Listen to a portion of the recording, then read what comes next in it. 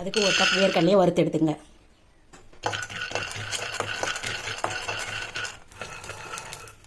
இப்போ நல்லா வறுபட்டுச்சு.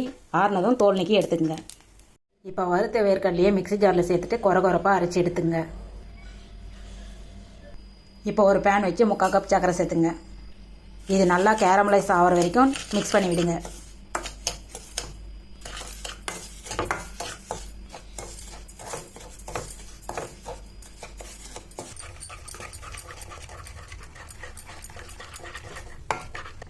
இப்போ நல்லா ப்ரௌனிஷாக வந்துச்சு.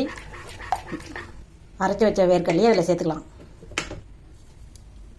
லோ ஃப்ளேமில் வச்சுட்டு நல்லா கைவிடாமல் கலந்து விடுங்க. இப்போ ரெடி ஆகிடுச்சு. ஸ்டவ் ஆஃப் பண்ணிடலாம். ஒரு பிளேட்டில் பட்டர் ஷீட் போட்டு இதை ஊற்றிக்கலாம். இப்போ நல்லா சமன்படுத்திங்க. முதல்லையே கத்தி வச்சு இது மாதிரி கட் பண்ணி வச்சுடுங்க.